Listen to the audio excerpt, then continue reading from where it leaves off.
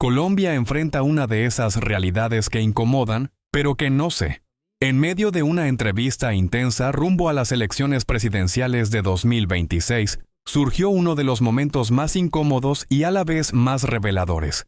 La periodista Vicky Dávila puso sobre la mesa una de las críticas más repetidas contra el candidato Abelardo de la Espriella: su pasado como abogado penalista y la defensa de personas señaladas de delitos graves. La pregunta fue directa y sin rodeos. Vicky Dávila planteó una inquietud que muchos colombianos tienen. Si alguien que defendió a criminales durante años podría realmente gobernar pensando en el interés del país y no en los intereses de quienes fueron sus clientes. Era una pregunta incómoda, pero necesaria en un momento donde la confianza en los líderes políticos es cada vez más frágil. La respuesta de la Espriella no tardó en llegar. Con firmeza, defendió su trayectoria y explicó que el trabajo de un abogado penalista no consiste en defender delitos, sino en garantizar el debido proceso, un principio fundamental en cualquier democracia. Incluso afirmó que confundir al abogado con el cliente es desconocer cómo funciona el sistema judicial. Oiga, usted utilizó una frase que me llamó mucho la atención. Usted dijo ahora en alguna de las cosas que estaba mencionando, el pasado no perdona. Yo quiero que hablemos del pasado no perdona, pero del candidato Abelardo de la Espriella. Lo que quieras. Y con la confianza que usted me está dando para esta entrevista. Vicky, lo que tú quieras. Lo primero que quiero preguntarle, para que sea muy puntual, aquellos que de repente tienen una duda, una preocupación, una predisposición, llámelo como quiera. Y dice, bueno, el doctor Abelardo de la Espriella fue un abogado penalista. Atendió a unos clientes, ciertamente delincuentes, porque los penalistas generalmente atienden delincuentes o personas enredadas en problemas penales. Perdóneme un segundo. Pero perdón, un paréntesis, porque a cada cargo... Es que no me ha dejado hacer... No, pero espéreme que yo no he hecho la pregunta. Pero es que has mencionado cosas muy importantes. Ojo, a ver, cuando un cliente llega a ti, no está condenado y no hay una condena en firme. Sí, por eso le digo, gente que esté enredada en un proceso penal. Ah, bueno, pero es distinto. Pero usted ha atendido malitos y eso lo sabemos todos. Y usted también lo sabe. Y también buenitos. Sí, por eso. Pero no nos vamos a quedar ahí. No nos quedemos periodistas y Déjeme avanzar en la pregunta. Y la pregunta es, quienes tienen dudas y dicen, hombre, si Abelardo de la Espriella es presidente, ¿va a luchar por los intereses de Colombia, de los colombianos o de sus clientes? ¿Qué les dice a esas personas? No, eso es absurdo, Vicky. Voy a poner un ejemplo que de pronto sea malinterpretado, pero a mí me gusta ser bastante claro, preciso y traer ejemplos a colación que la gente pueda entender. Primero, un abogado ejerce una función absolutamente legal, una labor absolutamente legal. Yo en 22 años de ejercicio profesional nunca tuve ni una sanción penal ni una sanción disciplinaria, lo que quiere decir que actué conforme a derecho. Pero además es tan válido el ejercicio del abogado que está defendido y amparado por la ley, la Constitución y los tratados internacionales que hacen parte de nuestro bloque de constitucionalidad, que cuando una persona no tiene plata para el abogado, el Estado se lo provee a través de un sistema de defensoría pública. Estamos claros en eso, ¿verdad? Aquellos que confunden al abogado con el cliente no son tan demócratas como dicen, porque si algo demuestra que hay democracia es el respeto por las garantías de una persona que está encartada en un proceso penal. Dicho de otra manera, ¿me estás viendo ahí, Vicky? Sí, lo estoy viendo. ¿Y en la forma que es? Porque esto se volteó. Sí, no, está bien, ahí se va. Ok, perfecto. Cuando eso ocurre, Vicky, el abogado no está defendiendo el crimen, sino al ser humano para que se le respeten sus garantías. Fíjate que en Venezuela, Nicaragua, lo que no hay es garantías procesales, y para que haya respeto al debido proceso tiene que estar un abogado de por medio. Entonces, lo que identifica de verdad una democracia es el debido proceso, y para que haya debido proceso tiene que haber abogado, porque un proceso sin abogado es como un cuerpo sin vida. Y el ejemplo que te quería poner es muy sencillo. Yo soy un hombre que sabe entender los roles, soy un hombre que sabe entender las circunstancias, las responsabilidades y las obligaciones. Por ejemplo, yo, Vicky, estoy claro que mi compromiso es con Colombia. Decir que yo no entiendo el nuevo rol que tengo ahora es tanto como decir que una persona, sea hombre o mujer, que tuvo una vida de rumbera o licenciosa o lo que tú quieras, que no es ilegal, cuando se casa no se recoge y se concentra en su matrimonio. Por una razón elemental. Son roles diferentes. ¿Cómo se supone que voy a aspirar yo a presidente de la República para beneficiar a clientes míos? En medio de una entrevista que ya venía cargada de tensión, la periodista Vicky Dávila lanzó una de las preguntas más fuertes y directas contra el candidato presidencial Abelardo de la Espriella. Una pregunta que muchos colombianos se han hecho, pero que pocas veces se plantea de manera tan frontal. Vicky Dávila recordó el pasado de la Espriella como abogado penalista, un rol en el que defendió a personas involucradas en casos judiciales complejos y polémicos. Entonces fue directa al punto. Si llegara a la presidencia, ¿existía el riesgo de que gobernara beneficiando a sus antiguos clientes o intereses particulares? La pregunta generó un momento de silencio y tensión en la entrevista. No era un cuestionamiento menor. Se trataba de poner sobre la mesa la independencia del candidato y su compromiso con el país. En un contexto político donde la confianza es cada vez más difícil de construir, la duda resultaba inevitable, pero Abelardo de la Espriella respondió con firmeza.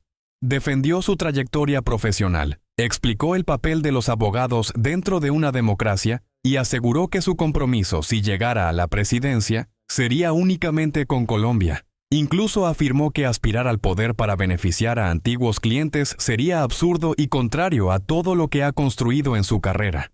¿Cómo se supone que yo voy a arriesgar lo que estoy arriesgando, mi propia vida, para venir aquí a cumplirle a unos cuantos cuando debo cumplirle a los más humildes, a los más pobres, a los nuncas?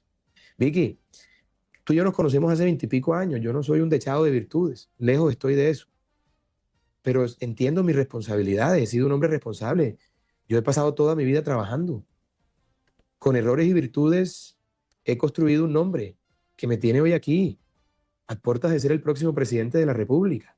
Yo entiendo mi rol. Mira, una colega tuya llegó a preguntarme que si yo tenía la ciudadanía italiana y la ciudadanía americana, ¿por quién iba a responder? Si por Colombia o esos países. ¿Es que acaso yo estoy aspirando a la presidencia de Estados Unidos o de Italia? ¿Qué clase de locura es esa? Mi compromiso total con Colombia, con los más humildes, con los emprendedores, desde el más pequeño hasta el más grande, para que no paguen impuestos asfixiantes, para que no los destruya la extorsión y la inseguridad, para que un Estado gigantesco no los llene de regulación y los acabe, para que el Estado deje de ser el peor enemigo de los emprendedores y se convierta en el mejor aliado. Vicky, yo todo lo que he tratado de hacer en mi vida lo he tratado de hacer bien, insisto, con equivocaciones. Yo tengo una familia de 18 años, con mi mujer, 4 hijos preciosos, soy un hombre de familia. Yo nunca he dejado de pagar una nómina, he creado empleo, he tenido toda suerte de emprendimientos y de ideas, unas más complejas que otras, pero todo el que me conoce sabe que yo soy un tipo que busca la excelencia y eso es lo que voy a hacer para Colombia. Me comprometo con mi país a dar la vida, a poner mi sangre, todo mi esfuerzo, mi tiempo, lo que me queda de juventud, lo que pueda quedar de tranquilidad y de sosiego. Si a mí me dicen que el 7 de agosto del 30, después de haber transformado a Colombia para siempre, Dios me llama a su encuentro, yo bajo tranquilo al sepulcro, porque habré hecho lo más importante en mi vida, que es darle a Colombia el lugar de grandeza que se merece, y te lo digo con el corazón. Vicky, yo no soy un santo, pero no soy el demonio que han querido pintar. Mira quién es mi familia, mira quiénes son mis padres, mira todo el esfuerzo de tanto tiempo para labrar un nombre. Me he equivocado y te digo algo, mira, me dijeron todo el tiempo que la política sacaba lo peor de la gente, pero de mí ha sacado lo mejor. Esta es la versión que más me gusta de mí, porque yo estoy más concentrado que nunca, más lleno de ardentía por defender a Colombia. O sea que está más contento siendo candidato y buscando la presidencia que cuando era abogado. ¿Está más contento haciendo esta labor? Mira, eso es lo lindo de encontrarse con periodistas inteligentes como tú. Has dado en el clavo.